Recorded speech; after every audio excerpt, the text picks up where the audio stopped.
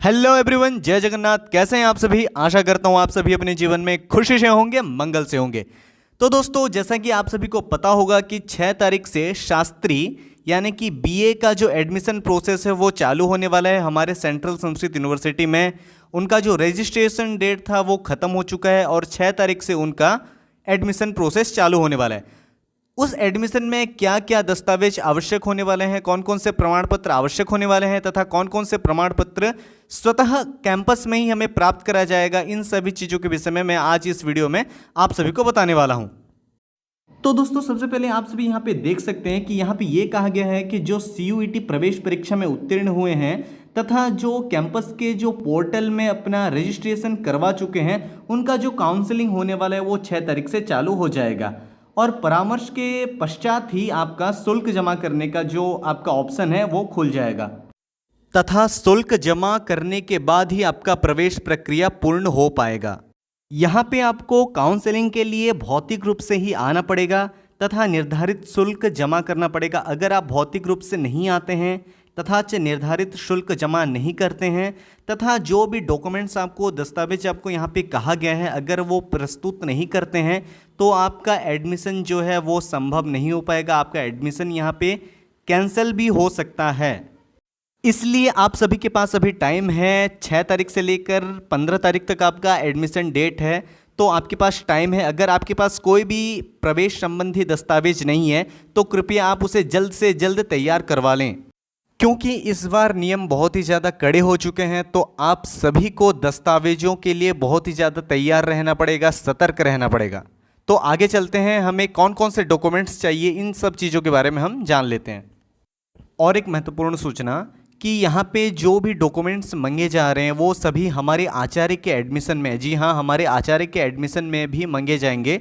तो अगर आप सभी के पास ये सारे डॉक्यूमेंट्स नहीं है तो कृपया आप सभी इन सभी डॉक्यूमेंट्स को जल्द ही तैयार करवा लें, नहीं तो हमारे एडमिशन प्रोसेस में बहुत ही ज़्यादा हमें दिक्कत हो सकती है। तो चलिए देखते हैं यहाँ पे कौन कौन से दस्तावेज हमें आवश्यक पड़ रहे हैं। सबसे पहले यहाँ पे शास्त्री प्रवेश परीक्षा के जो परिणाम हैं, जो हमारा स्कोर कार्ड है उसे ही हमें यहाँ पे देना पड़ेगा तथा जो हम रजिस्ट्रेशन किए हैं उस रजिस्ट्रेशन का जो फॉर्म है उसे हमें जमा करना पड़ेगा।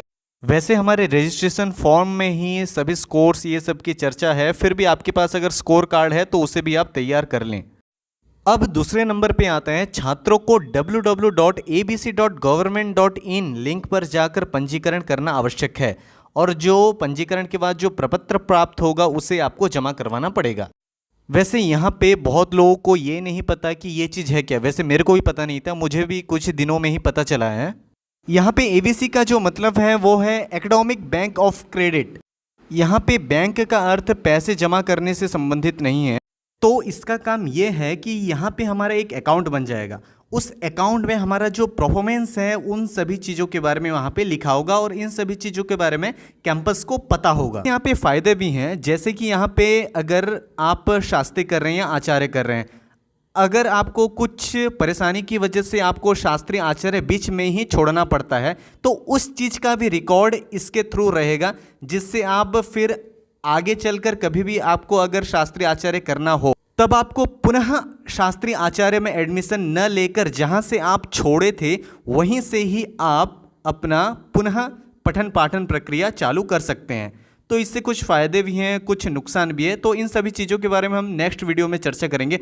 अगर आपको इसके विषय में अच्छे से जानकारी नहीं मिल पा रही है तो कृपया आप कमेंट के माध्यम से ज़रूर बताएं तथा इसे फिल कैसे करना है, इन सभी चीज़ों के बारे में भी आपको पता नहीं है तो कृपया आप कमेंट के माध्यम से ज़रूर बताएं। फिर आपको यहाँ पे अपने वर्थ सर्टिफिकेट के लिए मैट्रिक सर्टिफिकेट जमा करना पड़ेगा। फिर आपका प्राक शास्त्री का जो रिजल्ट है, अंक तालिका है, उसे जमा करना पड़ेगा। तो यहाँ पे आपको अपना जाति प्रमाण पत्र जमा करना पड़ेगा। जनरल वालों को छोड़ के जितने भी SC ST OBC हैं सबको यहाँ पे अपना सर्टिफिकेट जमा करना पड़ेगा। यहाँ पर दिव्यांग वालों के लिए भी सर्टिफिकेट की आवश्यकता है, तो अगर उनके पास नहीं है तो वो डॉक्टर के पास जाके कृपया जल्द से जल्द बनवा लें। हाँ, यहाँ पे 7वें में कहा गया है कि यदि आप किसी क्रीड़ा से अथवा युद्ध क्षेत्र में आहत हो गए हैं तो उस संबंध प्रमाण पत्र आपको चाहिए होगा। यहाँ पे वैसे यूथ फेस्टिवल का आयोजन होता है तो खो खो, कबड्डी इत्यादि बहुत सारे खेल खिलाए जाते हैं, तो उसमें कुछ बच्चे आहत हो जाते हैं।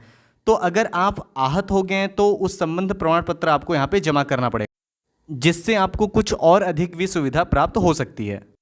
फिर है 8वें नंबर पे है माइग्रेशन सर्टिफिकेट। ये सर्टिफिकेट उन लोगों के लिए है जो किसी दूसरे यूनिवर्सिटी से पढ़ के आए हुए हैं, जो इसी कैंपस में ही प्राकशास्त्री का अध्ययन किए हैं, उनको माइग्रेशन सर्टिफिकेट की कोई भी आवश्यकता नहीं है। फिर आपका टीसी हो गया, चरित्र प्रमाण पत्र होगा। अगर आप किसी दूसरे कैंपस से दूसरे कैंपस में जा रहे हैं तो इन सब चीज़ों की आवश्यकता हो सकती है, पर आप किसी दूसरे यूनिवर्सिटी से आ रहे हैं तभी आपको माइग्रेशन की आवश्यकता होगी, ये बात को आप जान लीजिए। फिर यहाँ पे 10वें नंबर पे जो एंटी रैगिंग का जो पंजीकरण प्रमाण पत्र है उसे भी यहाँ पे मांगा गया है। यहाँ पे जो लिंक दिया गया है उस लिंक पे जाके हमें फॉर्म फिलअप करके हमें जो भी प्रपत्र प्राप्त होगा उसे जमा करना होगा। फिर अगर ये सभी चीज़ें अगर आपके पास हैं तो आपको शुल्क के लिए कहा जाएगा। तो शुल्क के लिए आपको इस जो लिंक दिया गया है उस लिंक के माध्यम से आप सभी शुल्क जमा कर सकते हैं। तो आपको प्रवेश संबंधी किसी भी प्रकार की कोई भी परेशानी है तो कृपया कमेंट के माध्यम से ज़रूर बताएं, और अगर आप हमारे चैनल पर नए हैं तो इस चैनल को कृपया लाइक, शेयर एंड सब्सक्राइब करना ना भूलें। जय जगन्नाथ।